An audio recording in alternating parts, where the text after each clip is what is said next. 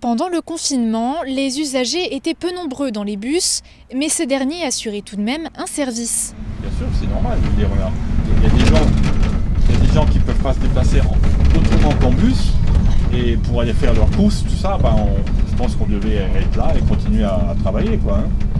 Les véhicules étaient nettoyés de fond en comble 2 heures chaque matin. Avec la reprise, certaines lignes sont à nouveau fréquentées plus régulièrement, comme celle-ci, la numéro 1 Beausoleil-Hôpital. Les consignes sanitaires ont donc été renforcées. Alors maintenant, on est passé à 2 nettoyages par jour, un lors de la pause méridienne et puis un le soir. Parce que comme on a beaucoup plus de flux, donc il faudra désinfecter beaucoup plus souvent.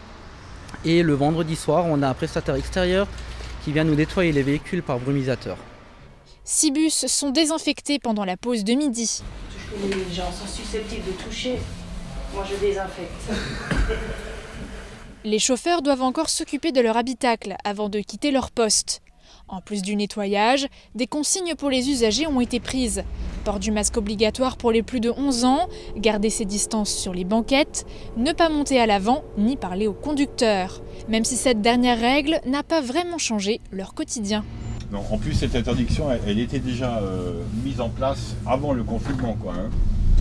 On avait demandé aux clients de ne plus venir se mettre à côté du chauffeur pour pas le déconcentrer et tout ça. Donc finalement, ça ne change pas grand-chose. Une vitre et des chaînes ont été placées à l'avant. D'ailleurs, aucune vente de tickets n'est effectuée à bord. On n'a pas vraiment de contact avec les gens et puis bon, comme depuis le début du confinement, tout le monde monte et descend derrière. Donc je veux dire, moi personnellement, je me suis senti toujours en sécurité en conduisant, quoi.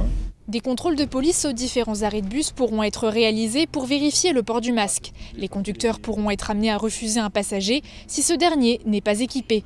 Mais dans l'ensemble, les consignes sont plutôt bien respectées. Les montées se font encore au compte-gouttes, certains arrêts étant plus bondés que d'autres. Et même si les clients fidèles n'ont plus la possibilité de prendre des nouvelles de leur chauffeur, ni de discuter avec, la politesse reste tout de même de mise.